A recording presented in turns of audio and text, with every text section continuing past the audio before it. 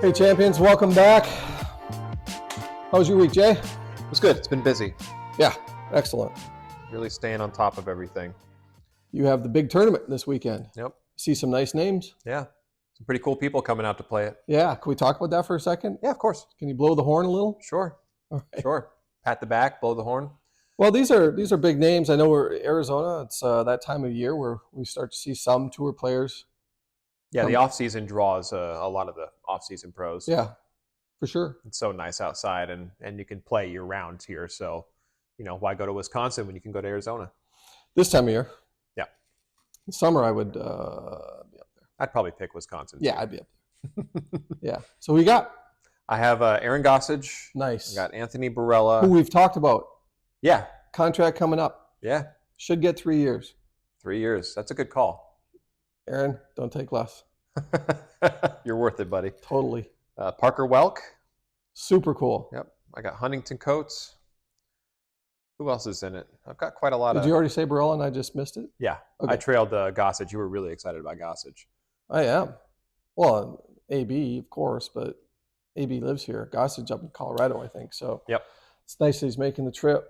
Him and his dad signed up. Oh, that's super cool. Yeah.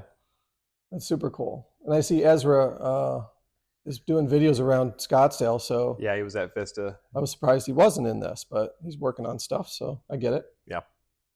Yeah. His focus is set, I'm sure. Jordan Castro, I saw in there. Yep. A lot of high 900 guys. Mm-hmm. Zach, our buddy here. Yep. Chris Pates, my old ASU teammate. Cool. Yep. Cool. Should be a great tournament. It's going to be good. It's going to be good. I'm really excited for it.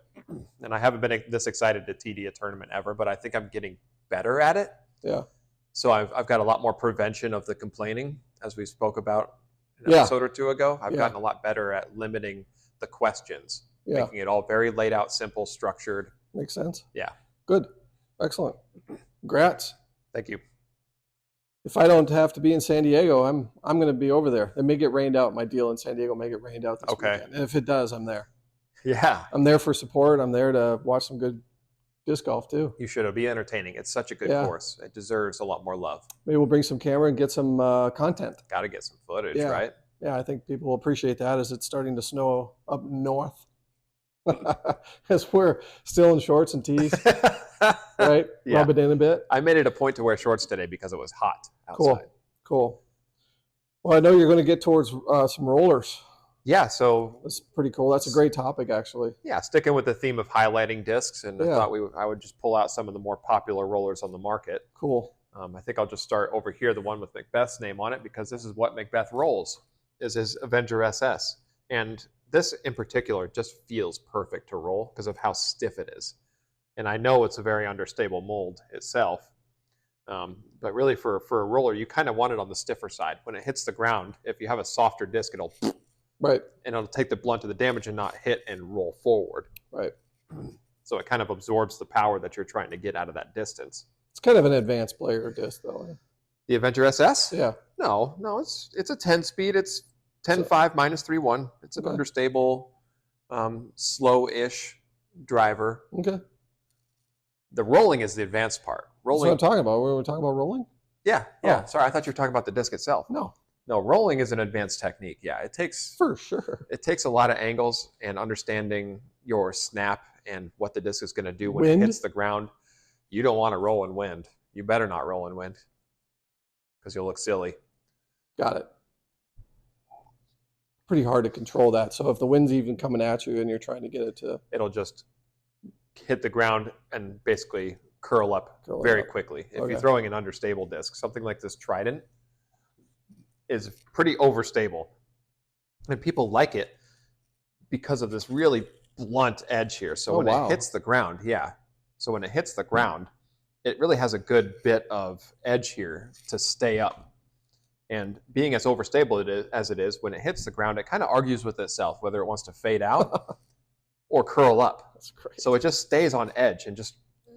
That's great. I've heard stories of people rolling overstable discs like this over 400 feet. Wow.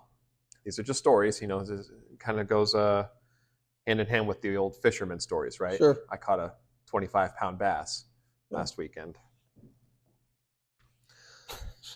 I get it. Next up, we have the Mamba. Really understable disc. I know most people throw this and it basically goes dead straight for them, so it really glides well. But I am hearing more and more customers come through that like to roll it and just only roll this disc, because the secret to the roller is getting the disc to hit the ground at the right angle, right? So with this one, it's a lot easier to get it to push into the ground naturally itself, with as understable as it is. Two more Innova discs here. We got the Sidewinder Roadrunner, very, very similar to each other, both 9 speeds.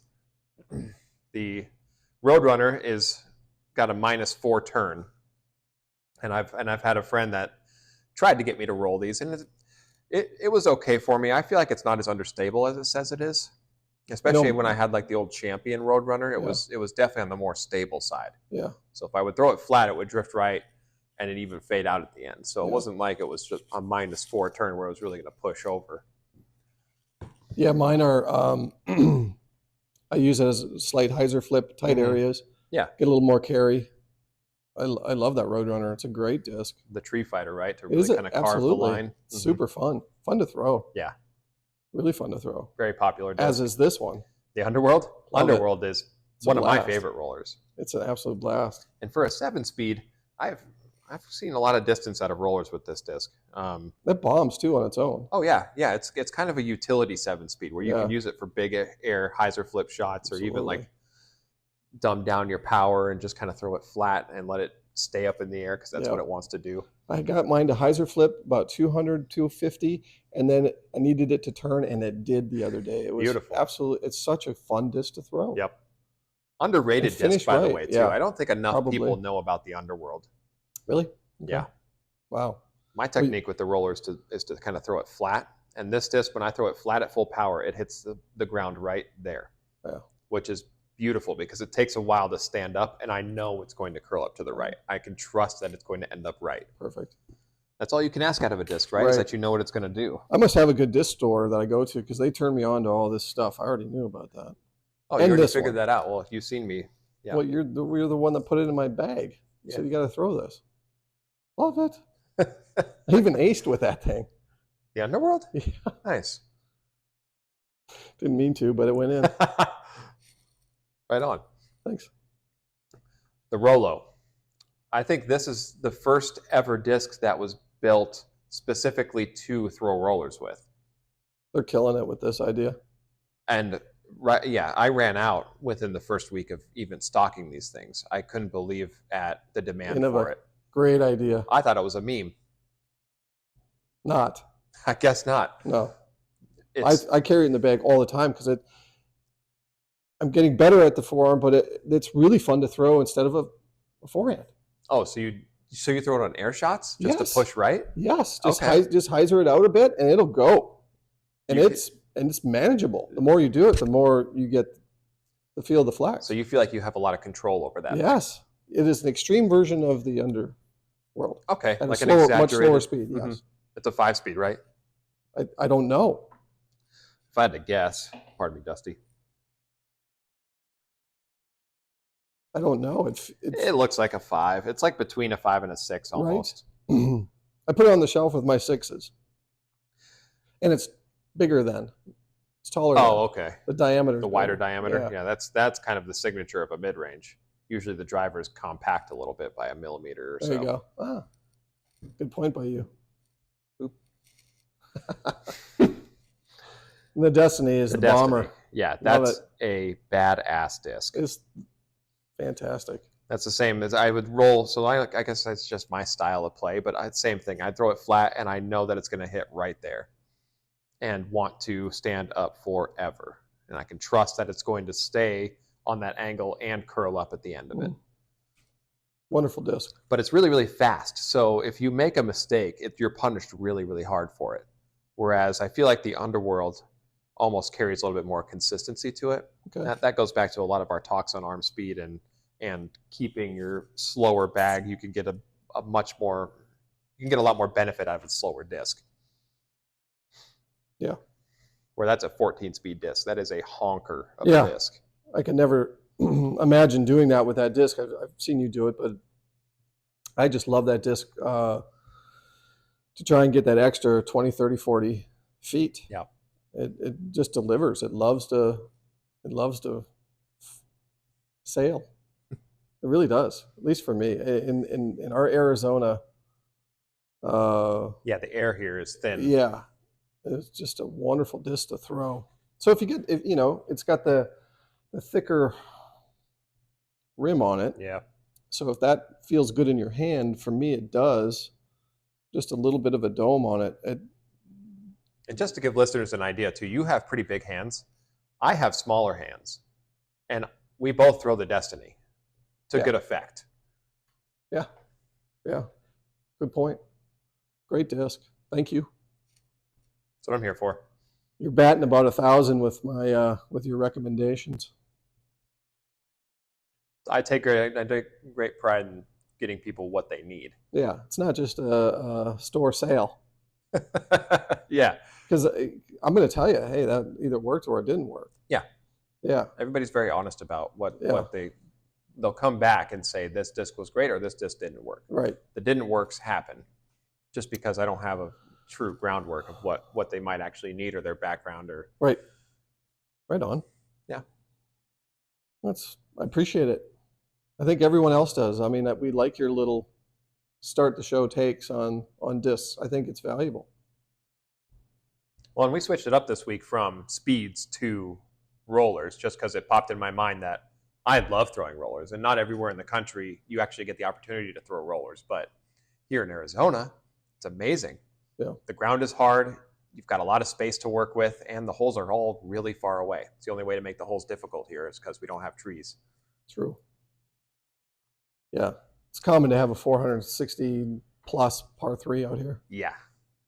490 at the classic par 3. Which goes back to the handicap conversation.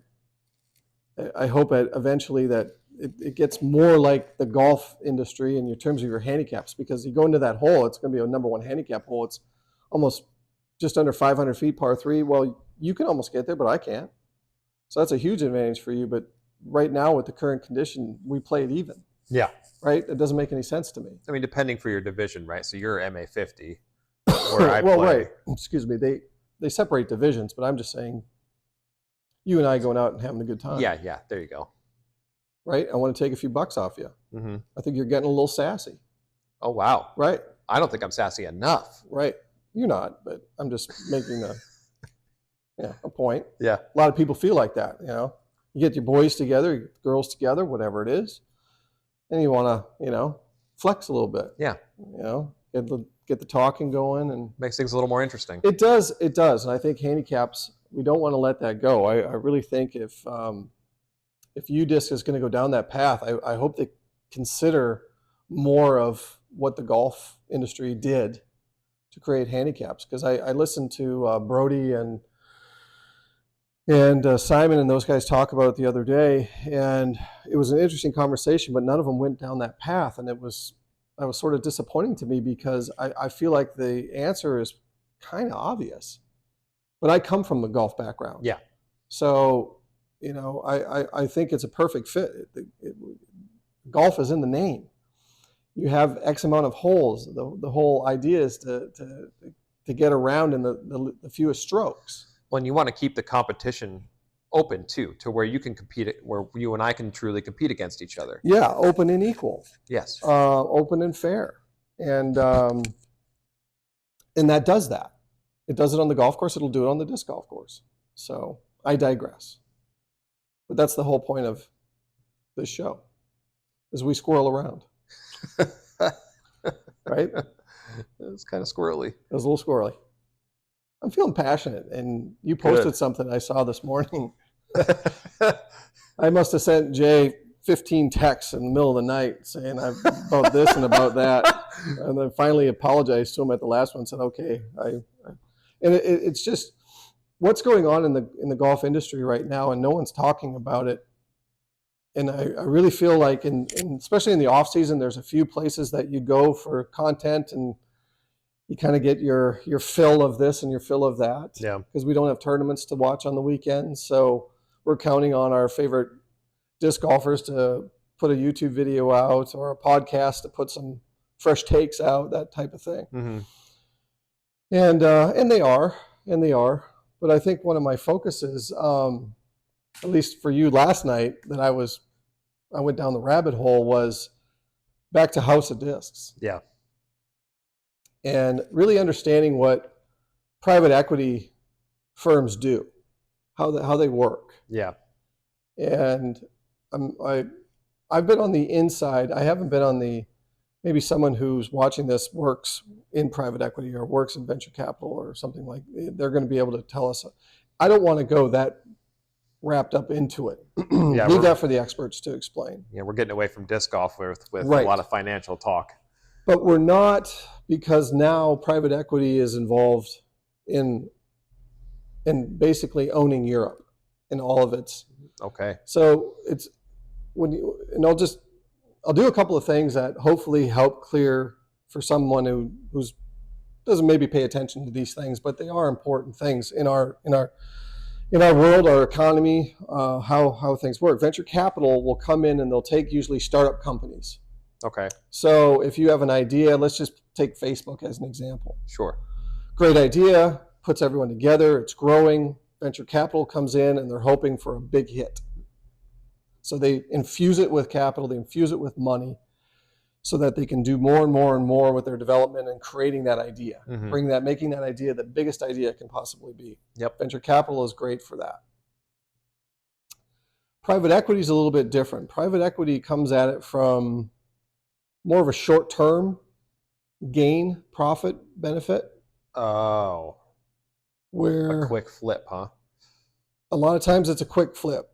So it can benefit a company that maybe is struggling a bit. They can get a good deal on your company. Mm-hmm. They're going to try and figure out what assets have the most value, and work hard to make that more profitable without costing a lot more money. And a lot of times, well, I don't want to get too ahead of myself here. Again, I don't want to, and I also don't want to go down this rabbit hole because we're talking about disc golf. Yeah. Okay. So private equity firms, but it's important to understand what they do, and anyone else that's out there can take a minute and Google private equity, and there's a lot of things written on private equity. So, but just in a nutshell, it's very, I think, interesting in our world now, because private equity is known for buying up companies to take away competition. Oh. And when you take away competition, there's a couple things that can be consequences of that. You can have less innovation. Uh-huh. You can have less diversity, right? You can have fewer labor. Certainly makes sense, because right? They just bought the people that were making the innovation to potentially run them out of business. So they just took all that creativity away. Yeah, so you look at, let's take Discmania as an example. Yeah. Okay. UC did very well for himself. All right, that's great. We're happy for him. And he still seems to have some control over the day-to-day. It's there. It seems like it's a little bit more autonomous than Trilogy is, and Castoplast. Yeah. Castoplast seems to be its own thing. Mm-hmm. And Discmania seems to be its own thing. Yep. Would you agree? Yeah. Okay. But Trilogy has always sort of been blended together. Since I've known it. It seems like, and all of their players can throw any of those three companies' discs, correct? Right, and they have a ton of overlap. Like you look at the Saint and the Escape, it's like the same thing. Right. So let's talk about overlap. Okay. Now you've got a private equity firm, and we know that their goal is to make profit as quickly as possible, to either resell the company for a profit. Yeah. Or they're going to build up the company to a point to where it's an IPO. It's going to go into be sold on the market, where everyone can have a chance to buy shares on it, right? Yeah. And that usually elevates dramatically the value of a company overnight. So, and it also infuses a lot of capital, but then it's also, now you're beholden to the shareholders on what you can and can't do, and you're beholden to the shareholders to make profit. So it does a lot of times can hurt the culture of a company. So if you take like a mom and pop and they go into disc golf with the intention of it being this fun, maybe there's scented disc and there's certain this, certain that, and then there's 50 employees and everyone loves their job and they're all very good at it and so on and so forth. The venture capital comes in there, they're going to streamline the crap out of that. Oh yeah. They're going to take half of that labor off of it right away. It's bottom line. That's all they care about. As long as we understand that, okay? Yeah. Now let's go back to House of Discs. Okay. And let's look at what they've got if you go across the board in terms of discs. Okay. Okay. And we'll keep Discmania and we'll keep Castaplast out at this for this conversation. Let's focus on just the three. The trilogy. The trilogy. The OG trilogy. Right. Which is Latitude, Dynamic, West Side. Right. And I would say of the three, I see Latitude, especially in Europe, as the stronger of the three. Well, they were the original. They were around way before West Side or Dynamic. I think their first disc released in 2006. Right. And they've also got some longer term contracts right now underneath their belt. So that's another thing that we'll sort of throw into the considerations of stuff that I find really interesting here. Okay. Now let's get into West Side. What were you going to say? So I am a little confused because we're talking about House of Discs, which was known as a venture capitalist. No, private equity. They are private equity. Yes. So there's two private equity firms, both in Europe. Well, that is nerving because when House of Discs originally came out as we're purchasing this big thing. No, I'm 90% sure. So that is insane. That's news to me. I think that's probably news to a lot of people. This is not a venture capitalist company we're dealing with. No, you're dealing with two, not one, but two private equity firms based in Europe. You've done your homework. Oh yeah, the stuff in. I love disc golf. Yeah, and I'm intrigued about not just how discs fly, but I want to understand the business better. I really, really do. And so, where a lot of people may watch TikTok and do this, do that, I'm reading about this stuff. The in-depth, what's going on behind this. That's just how I'm wired. Not everyone's wired like that. Yeah. I don't play video games. I do this. I like to expand my understanding of how things work. And so what I find interesting is that when you take Latitude out of the trilogy, because it does seem to stand alone, it has a good number of drivers, a good number of fairway drivers, a good number of mids, a good number of putters. Yep. It can stand alone. Full lineup, yep. Right. And also, I want to say that manufacturing was sort of under that umbrella as well. The Latitude 64 was doing the manufacturing for... That's their responsibility, yes. Correct, right? So we don't know exactly how that pie's carved out, but my guess is it's still, well, now who knows, but at the time, before the private equity, it was Latitude making the discs for Trilogy, correct? Yep. Okay. So now you have DD, Dynamic Discs, and West Side. West Side just signed everyone's favorite player, Matteo, for 4 years. Way to go, Matteo. So that's great. That tells you that West Side is here to stay. And even though it's the thinnest probably of the three in terms of offerings. They are, yeah. And marketing. Least amount of molds. Right. How well known they are and that kind of stuff. Funny thing is, I probably have as much West Side in my bag as I do anything else. So it's got a bit of a cult following. That's another one. Yeah, it's great. I think it's. I don't know who's making the disc, and that's something else I want to learn. Who's molding it? Yes, right? because we kind of know who does it for MVP. It's the one brother. Well, there's a guy that works at Latitude. He's done over 250 molds. Yes, he's designed over 250 different discs. Does he have a hair left on his head? Yes. He's the guy. There's actually, I can't believe you haven't seen it. Simon reached out to him to help him make the most overstable disc of all time, which was the tilt. That's who Simon talked to at Latitude to get that tilt made. And since Discmania was dealing with Latitude on the manufacturing of the... It's hard to sit through all of Simon's videos. Yeah, I suppose so. Well, it's not. He's entertaining, but a couple of years of content. Yeah, exactly. And I love watching him throw. So, but he does. No, we can get sidetracked with Simon alone. Well, that's great. Well, that's what you have to have. You have to have that person that's driving innovation. Yeah. in disc development. It's obviously an engineering specialty, and with technology now, it's even more precise, and they make less mistakes. So that streamlines. So private equity loves that stuff, right? It's more of a streamline. They're less guessing in terms of making a $5,000 to $10,000 mold. Right. Now you're probably nailing it, or you're very close to nailing it once it's designed. It's probably 99 to 100% there out of the gate. So that's where technology really, really does advance. What you see here, especially with MVP, has been very obvious in their innovation. Very obvious. Everything is such a home run they've come out with. So back to Westside being maybe the thinnest of the three, Latitude being, and then DD somewhere in between. Now, would it make sense if you're in private equity? Does it make sense to have all three now? Or would you maybe consider merging two of the three? DD into Westside, Westside into DD. That sounds like a big corporation thing to do.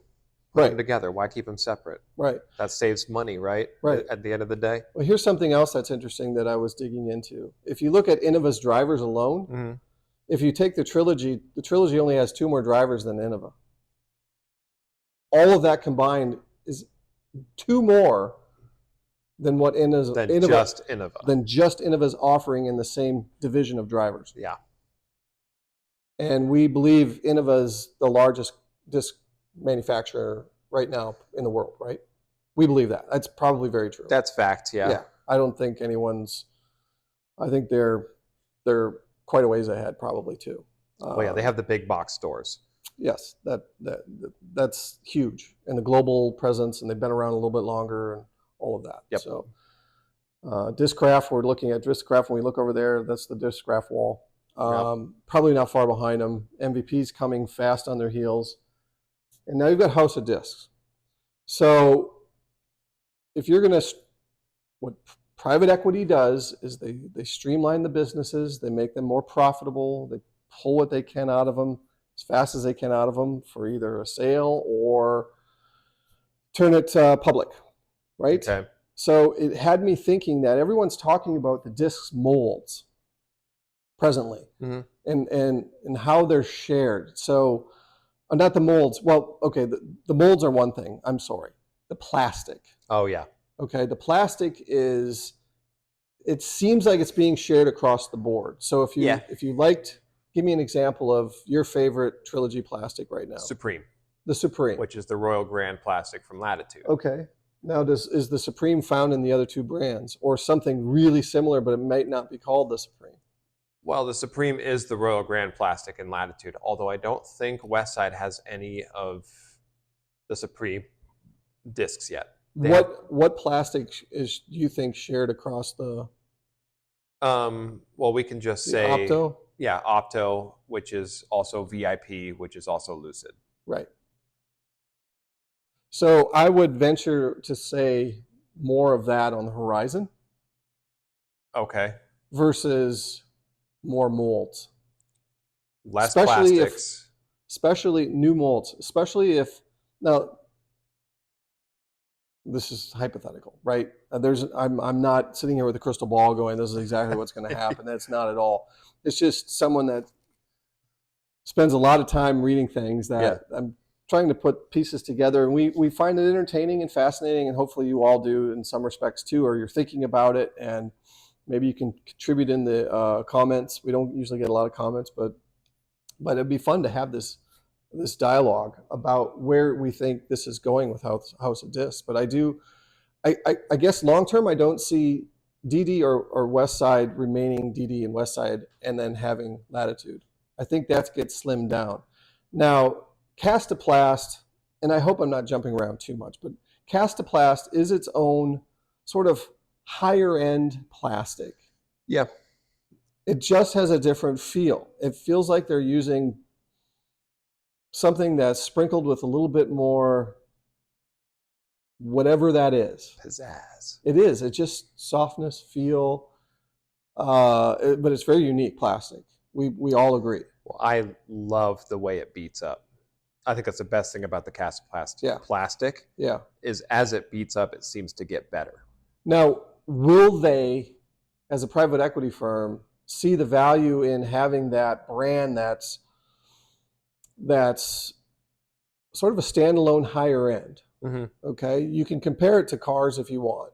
That's one example. Something that foundation did that I really appreciated was the Toyota Lexus conversation. I've been using that for a long time. It's very much on that plane, and we used to use that in my background, and we used to compare cars. Like, yeah, you had a Cadillac, or do you want the regular GM car, right? So it started there, and then it goes to Lexus, and then you've got Infiniti with Nissan, and so there's good examples out there. But it does feel like the Lexus of the brand. Yeah.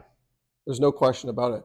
Will they keep it the Lexus of the brand, and will they push it forward as the Lexus of the brand? It depends on how good that they're studying the market here. Right. Because they should see that the Castoplast fan base is a very cult fan base. They are their own thing. So if they're looking at their competition, which right now they're looking at Innova very hard, okay? Does Innova have that with Millennium?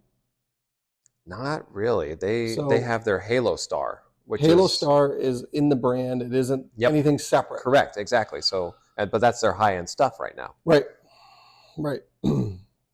So they don't necessarily have their Millennium is just kind of the same stuff. So same when Discmania was there. Discmania was kind of their Lexus, but they didn't own Discmania. See, I personally think that's unfortunate. I would love to see a brand that sort of is exclusive to that sort of niche. That feel, that vibe, that whole thing. It's just a little step above. So you have a good disc, but I have this disc kind of thing, right? Titleist puts out great putters, but then they have certain putters that are thousands of dollars because they put a different, they put someone else's name on it that is very good at crafting and so on and so forth. And it adds another layer to that, and people pay it. They stand in line for it. You can't get them sometimes. They're collectible. So I think it's unfortunate that there isn't that already with Innova or with Discraft as the two other big ones.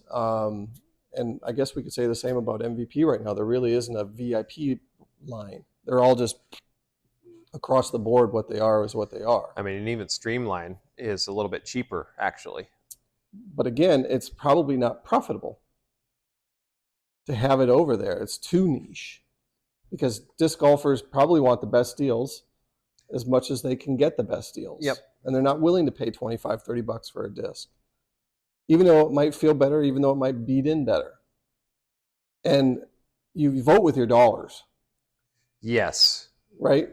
So what worries me about House of Discs is that they're going to streamline this thing down, and I'm hoping it doesn't do it in a way that you lose all that culture that exists right now. So the culture is what we're all in love with. DD and Westside have a lot of crossover. Yeah. So they're going to start looking at bottom lines, because that's what you do in business. You look at the bottom line, what's selling, what's not selling. These two are the same. This sells 20%, 30% more than this one. This dies. Gone. Now it doesn't cannibalize that anymore. Now hopefully everyone just buys this disc. Because they see it as competing with themselves, right? Correct. You're cannibalizing your sales. You're just moving your sales this way or the other. So there's a loyalty with the brand. It doesn't seem like there's much loyalty unless you're paid to be loyal to brands. Because bags are mixed out there. That's the really fun part about disc golf. I mix my bag up. There are quite a lot of players. You'd be surprised, I think, at the amount of players that, they'll find a disc, they fall in love with it, so I'm just going to stick with this brand. Or like with Discraft, they had the original flight number. It's really, really simplified. It's a stability rating. So a lot of people stuck with that because there's a number on here and it makes sense to me. Right. And so I'm just going to keep throwing this stuff and it works for them, so they don't really branch out. Right. It does happen, but obviously most disc golfers want to see what all these things fly like because they all fly a little bit different. And some you're going to like more than the others. So naturally, yes. Right. So taking the cannibalism out of it is something I think that they're probably looking at very hard. If this wasn't there, would this sell more? Chances are yes. They're thinking that way. Okay. And if you have people in there, which are a lot of times CFOs of companies, they're chief financial guys, they just see numbers. They're not disc golfers. There isn't love for a certain disc. They don't understand community and maybe what's being said in the community. Yeah. I don't even think they care. I don't think so. And that's the scary part about it a little bit, is that, and no one's talking about that, but because I think at the end of the day, am I getting a disc that I like? Does it fly the way I want? Do I like the feel of the plastic? Then I'm happy. I don't care what's going on in the back room. I don't care how it got to me. I kind of care, because I think it could influence where disc golf goes in a very good way. You want to support the real deal supporters too. Yes, you do. The old heads are going to hate it. Yeah. They're going to hate all this innovation. They're going to hate the way where disc golf is going. I love change. I expect change. We want change. We want to see more young talent come in, flood into this, right? We really do. Grow the sport. That's what everybody's been trying to do this whole time. Let's see where it can go. I can't say it enough. It's going to be exciting as hell to see new courses get developed that were built like Eagles Crossing for disc golf. Yep. The difference, Eagles Crossing should be the masters of disc golf right now in the United States. They should host something there, whether it be the Tour Championship, whether it be something should be hosted there. And year in, year out, we get used to seeing those holes played and the history being put on those holes, just like Augusta. Yeah. That seems like and now I know it's in the middle of this remote area and there isn't a lot of like hotels and things, but so was Augusta, especially early on. There's not a lot. Have you ever been to Augusta? There's not a lot in Augusta. Yeah, I've been to Augusta once. I've lived in Atlanta for 14 years. There's not a lot in Augusta. Beautiful place. All of Georgia is gorgeous. But this is in the middle, outside of St. Louis, X amount of miles away from St. Louis, so it's a drive-in, drive-out, but who cares? It could be something really great. Well, a little bit of a squirrel topic, though. You see these courses change year in and year out. You don't really see the history of these disc golf tournaments because the holes change quite a lot. Courses change. You look at the Tour Championship from this year to last year, and to the year before, you have 3 completely different courses. Yeah. And do you think that's why the USDGC has so much sentimental value with some players? Maybe, because but we even saw that Ken changes. Climo throw. There's footage of those guys throwing on those courses. That has value. Even though 17 was different, they were around the corner on the water coming in. And they add stuff like they put the poles in the ground in front of the tee pad. The discs are better. The talent's better. You got to just like add something. Augusta got a lot longer after Tiger Woods. Oh, so it did change. Oh my gosh, it was probably 6,500. It was one of the longest courses at the time, and now I think it's 7,500 yards. Maybe approaching even higher than that, probably 8,000. Yeah, they had to go to the course, the country club, Augusta Country Club next to it, and buy land from them to extend one of the most beautiful Amen Corner 11, 12, and 13. Yeah. Tee box on 13 had to go back up on that hill, which was Augusta Country Club's land. And they worked out a deal with Augusta Country Club. Wow. To get the land. So, well, to your point, then that would be incredible to see that in disc golf. Yes, it has to happen. I think we've got to start embracing that. And I know Jeff Spring is a smart dude. He gets it. Excuse me. I know he'll land this thing where he needs to. Right now, he's digging for dollars. Dollars are talking. I imagine, yeah. That's got to be a total grind. All the talk is coming from bucks. Yeah. So I don't know if we want to get away any further from what we were talking about and bring it back, or I'm just curious. Well, you asked me to do some research. Yeah. I gave you some homework, didn't I? Yeah, you did. I'm going to take a drink of water. Just let me do. You can dig in. Let me do my presentation here. Excuse me. So, House of Disc has been the biggest move in disc golf history. This is a really, really huge thing to happen to disc golf. And kind of looking at why is Westside on the back burner for as long as they have been. The molds available on the wholesale site right now. Latitude 64 has 90 molds for me to purchase right now. Dynamic Disc has 161 molds available for me to purchase right now. Guess how much Westside has? I would say half. 62. Less than half. Less than half of what DD has, and almost 30 less than Latitude has. Yeah. So why does Westside not get the actual attention? What is it about their stuff? I imagine it's because it doesn't sell as well. But Westside has kind of an interesting history with Latitude, that Westside was going to go under as a company. They were being sued by Quest or one of those Whammo. I think it was Whammo sued them for putting chips in their discs to discover technology with disc golf, start measuring things, and put some actual science into the sport. Cool. Latitude bought out Westside to save them and keep their molds in production. Did DD have a part of that too? I have no idea. I think they may have, but I could be wrong. I have no idea when that whole thing So that's transpired. interesting. So there they are. Now they're alive. So what happens now? What happens now? Yeah. You tell me. I know nothing about these private equity people with billions of dollars that they can just throw at whatever they want to make the world theirs. Well, remember, it's private equity. You are managing enormous amounts of money from either extremely wealthy individuals, pension funds, other types of funds. Okay. Could be rolled into, here's our pension fund, it's worth $4 billion. We're asking you to make it more money. And then they buy a disc golf company. Yeah. So now it's up to them to return a profit to the people who are depending on them. So their due diligence that they do on this, I'm sure, is so extreme. The risks are there, but fewer than like venture capital is a little riskier because you're doing a startup. These are usually more developed companies that are seeing profit, companies that have been around for a while.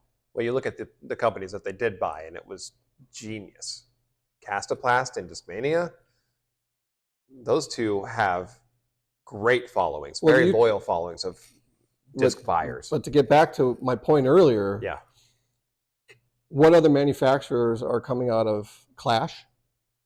I love Clash discs. Yeah. Yeah. Don't be surprised. They got their sights set. Don't be surprised. Okay. And a couple of things could happen with Clash. Yes, they could fall under the umbrella, or they could become sort of this fixture where everyone loves the fact that they're support Clash. They're standalone. We want to make it. They're making great discs. The Wild Honey. There's so many good discs in that brand. More and more people ask me about them every day. Yeah. Well, so who else though besides Clash? What, in Europe? Yeah, comes to the top of your head. I don't actually know. Because Prodigy's made here, right? So yep, Georgia. Prodigy's in Georgia. Most of the companies I buy are local to this country. Mm-hmm. Is Clash a standalone? Clash is Finland, and I think they make their own stuff. There's probably a ton that we don't recognize because they just haven't gotten there yet. Well, right? There's so many manufacturers, and I don't carry a ton. Right. I carry a couple of the smaller guys, but right. So it'll be very interesting to see where Westside lands. Now they got Matty O, so that's a really interesting thing. They got Ricky for 2 more years. You got Kona Panis for 2 more years. Everyone else on sort of that tour, Disc Golf Pro Tour level. I know there's others on their team, sprinkled in, and I'm not exactly sure where a lot of those contracts are. But for the ones that we know that played on the Disc Golf Pro Tour last year that we saw and recognized, and I apologize to any of those that I missed, but are all 1 year. They're all coming up. Clemens being the most obvious one right now. Okay. Outside of Ricky and Kona, right? So that's not a lot of extension on the books, so to speak. So I don't know that if it rolls into 1 or rolls into 2 or rolls into 3, or it all becomes like a Innova type of thing. Yeah, we're doing one thing now, guys. Yeah. I think they keep it separate. Okay. For now. Sure. But it wouldn't surprise me if there's a blend of DD and Westside, or something else does come in and there's a blend of that. So that's the interesting part about this whole thing to me versus just the plastic changes. Mm-hmm. Something you said kind of triggered me on what like Budweiser or Anheuser-Busch has been doing. They purchase like the standalone. What they've been doing is they purchase up breweries, and they keep all the employees and they keep the owners to continue standing alone and doing what they do. They just own it now. Right. That seems to be their whole thing. They'll buy the breweries that they know make good beer, know make great money, and just let them keep doing it. Yeah. Yeah. Big conglomerates. Yeah. Yeah. Is that what you meant by the Clash? No. Being a standalone? Yes. Yes. It's a standalone. Yes. Well, it's just one that I know and I've thrown, and I'm sure, like you said, there's a bunch of others that may be bigger in that market out there.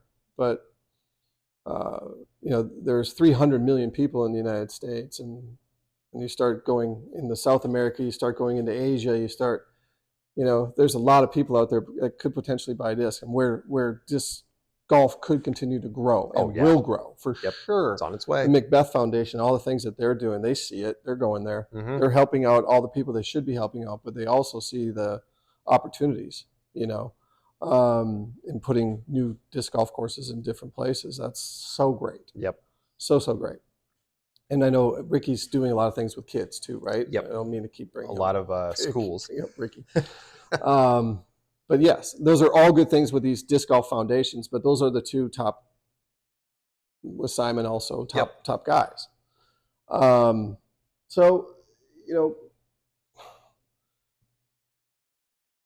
Being in a conglomerate's a little bit different. So if you look at, like, I got absorbed into L'Oreal USA. Yeah. And the company I was with was purchased by L'Oreal. Then I went to work with L'Oreal as a part of that contract deal, and the company we were with got totally absorbed into one of their companies. They wanted our distribution, and it's sort of interesting because House of Disc probably wanted DD's distribution in the U.S. Absolutely. And I've heard Castoplast might be coming in to that fold now. They are. I'm sure Discmania will too. So I know they're sitting up in Colorado. All this stuff changes now, right? It has to. It has to, because they're going to streamline the you-know-what out of this. Yep. And it's going to be probably very easy to buy discs, very easy to buy any one of those brands underneath that umbrella of House of Discs. So I feel like I'm repeating myself, but I think I'm going to park it there for right now, because I think everyone gets the point. Yep, and we'll wait for further development. Yeah, I just think it's something interesting other than molds and plastics and things like that. What are the pros doing? Yeah, exactly. Yeah. What else did I hand you that? Well, you asked me to look into the molds approval from 2022 and 2023 for the trilogy stuff. Thank you. The numbers are dismal. Ooh, so it may prove that point. If you're not innovating, if you're not putting new molds out there, then you have to rely on new plastics to sell the products you have. Yes. And let me tell you, because with approved molds in 2023, DD had three new molds in 2023. Latitude had none. No new approved molds. Westside also had none. 2022, really strange numbers, because DD had 6 approved molds. And there were 2 in January of 2021. So they had 8 basically in a year and a month. But a couple of those molds, there was like 3 molds in there that were just retooled for the Supreme plastic. So they weren't new molds. It was for the new plastics. Right. Yeah. And then Latitude had 2 approved molds, and Westside also had no new molds. Really? Okay.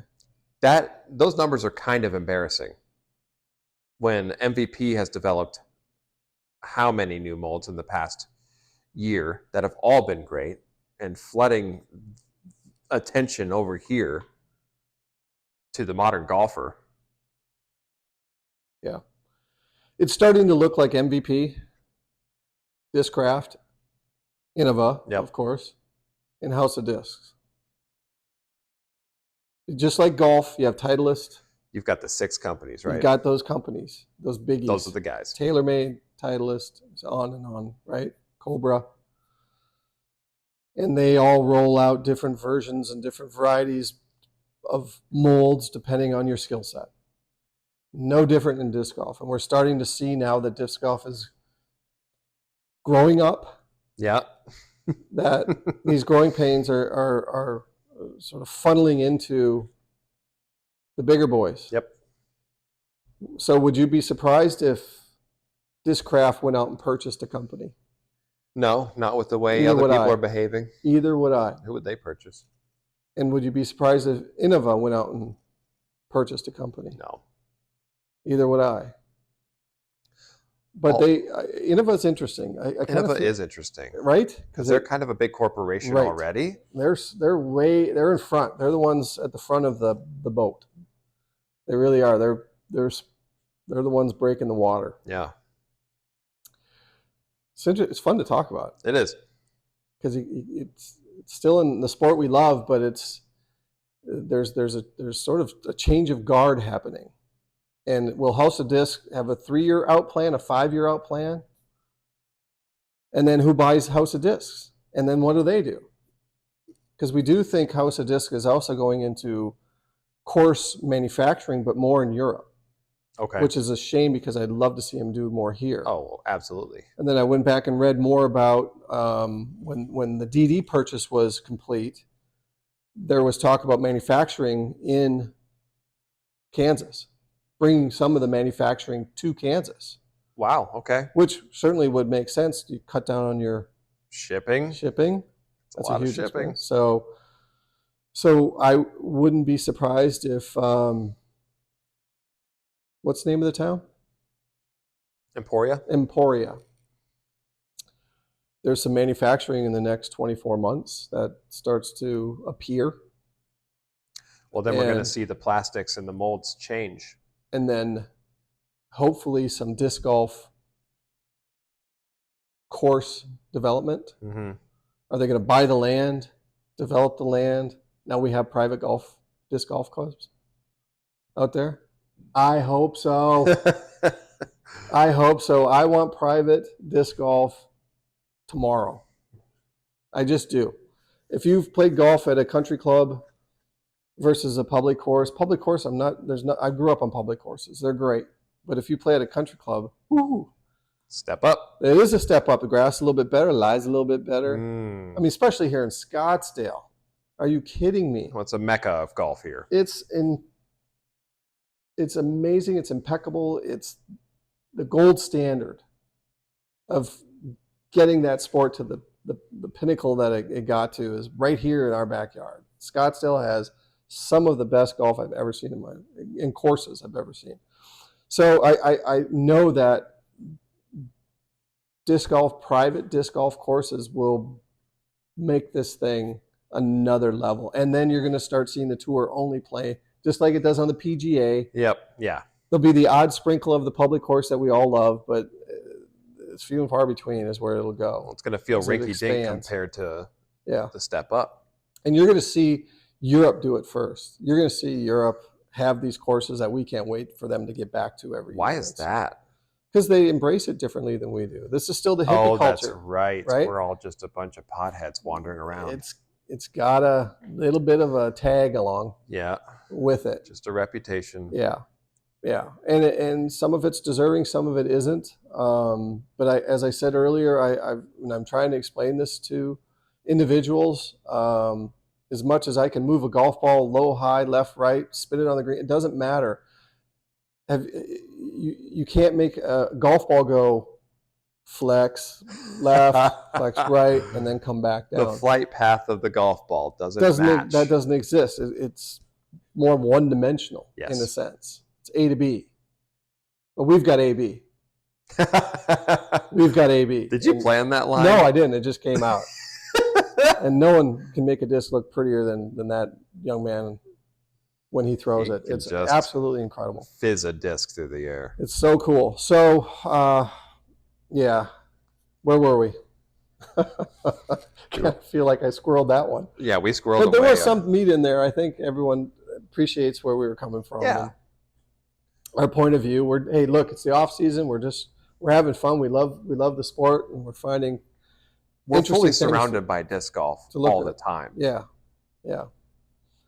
But I can't wait to actually get out there and have some chats with some of the bigger names. Hopefully they'll want to talk to me and you We'll start doing some filming of how life is in Arizona this time of year. We'll throw that in everyone's face and rub it in a bit, because this is our time we get to really enjoy now. We've been looking forward to this for like 7 months. Yeah. I luckily got to get out there and play a little bit today, and it was so nice. It was so nice. Little light breeze, 80, maybe 80. Maybe. Yeah, perfect. So yeah, we gotta enjoy that a bit. Well, nothing's really happened on the contract side. No, just rumors, speculation. As we're filming this. So, anything else you want to throw out there? Let's see if I can't come up with something. I got nothing. Okay. Brain dead. Hey, you've been doing a lot. It's going to be a great tournament. You got some good tour pros coming. Congratulations on that.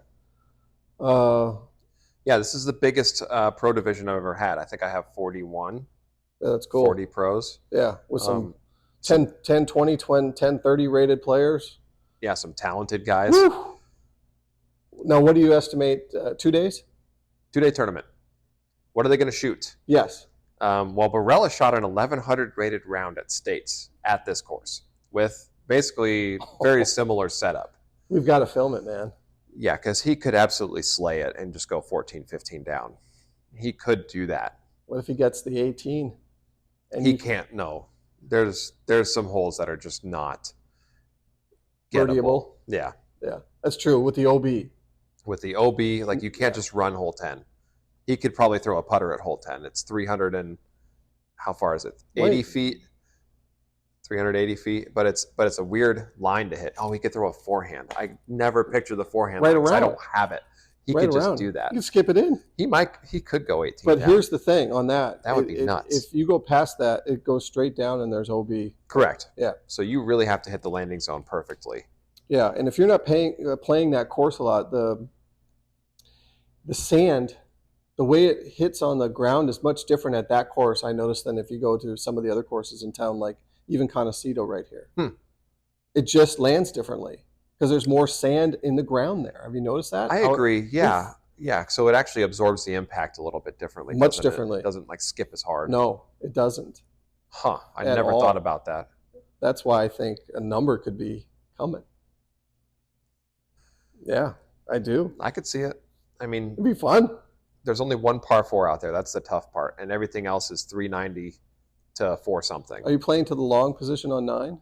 No, short position. Okay. Because the walk from hole 9's basket to hole 10 is gnarly, so it's easier moving it way over here where it's feasible.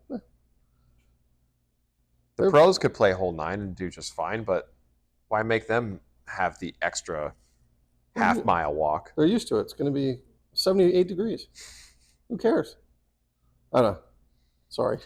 Let me tell you what you need to do, son.